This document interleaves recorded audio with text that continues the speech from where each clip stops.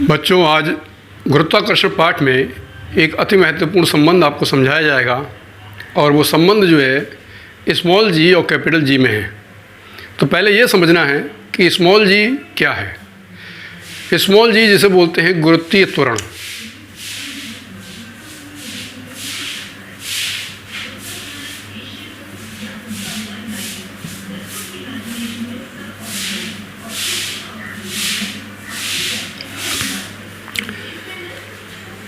जब कोई पिंड वायु में मतलब पृथ्वी तल से ऊपर होता है और उसे अगर छोड़ा जाता है तो वह स्वतः नीचे की ओर गिरने लगता है और उस स्थिति में उस पर क्योंकि गति है, जब गति है गति में परिवर्तन हो रहा है लगातार। पृथ्वी तल पे जब आ रहा है तो लगातार उसकी गति बढ़ रही है और गति परिवर्तन के कारण त्वरण उत्पन्न होगा, जैसा कि त्वरण की परिभाषा में आपने पढ़ा है।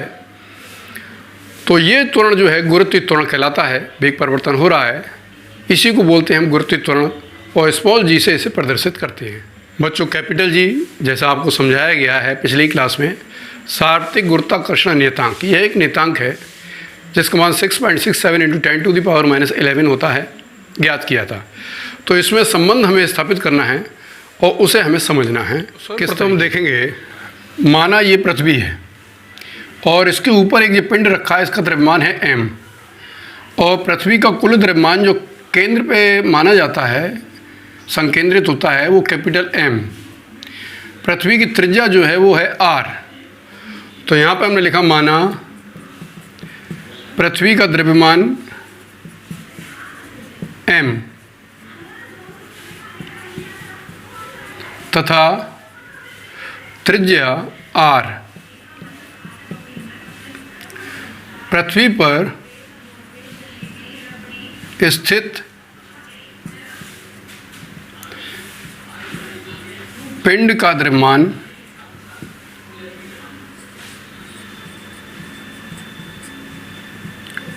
m हो तब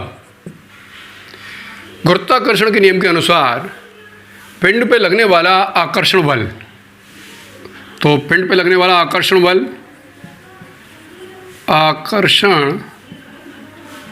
बल F बराबर होगा G/m/r²।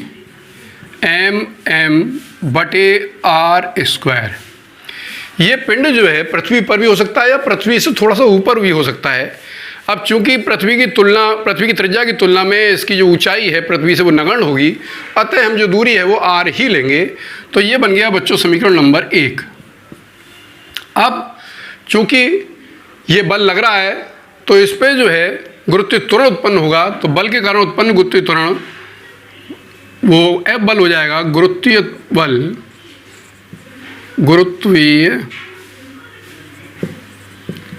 बल F बराबर हो जाएगा mg।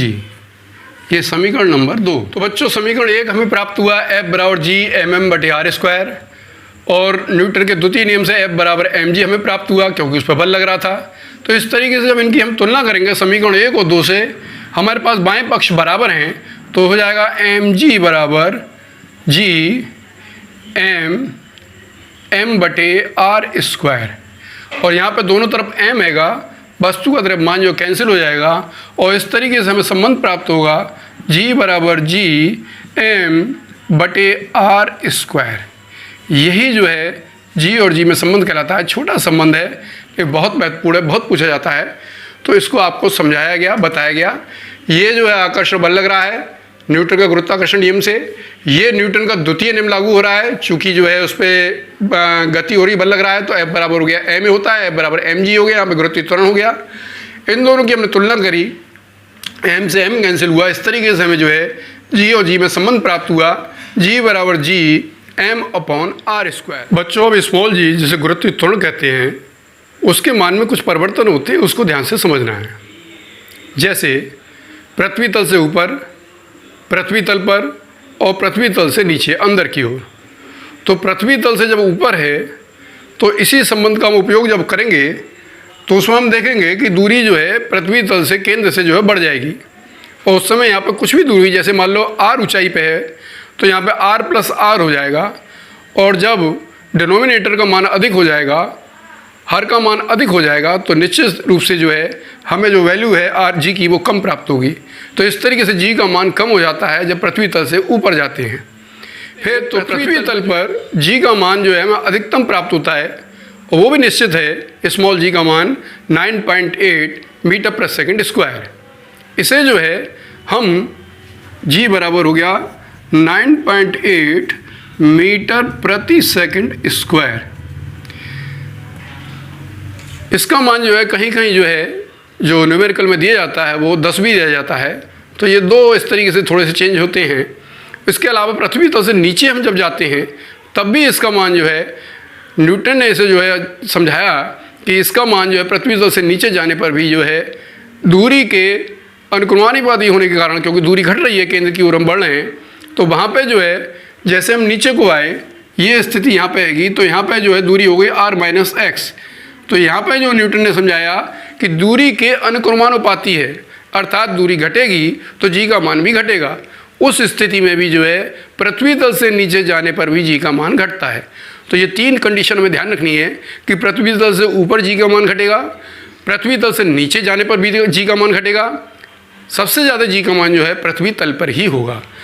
उसके अलावा भूमध्य रेखा पर जो है जी का मान कम होता है, क्योंकि पृथ्वी बिल्कुल गोल नहीं है, चपटी है।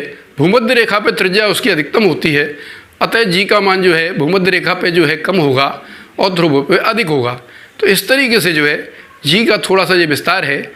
अगले कक्षा में जो है मैं आपके लिए जो है द्रव्यमान और भार इसमें अंतर समझाऊंगा, और इसको जो है फिर उसके अलावा कुछ और इसमें जो है ख़ास बातें वो समझा के जो है अगले नेक्स्ट उसमें जो है न्यूमेरिकल्स कराऊंगा।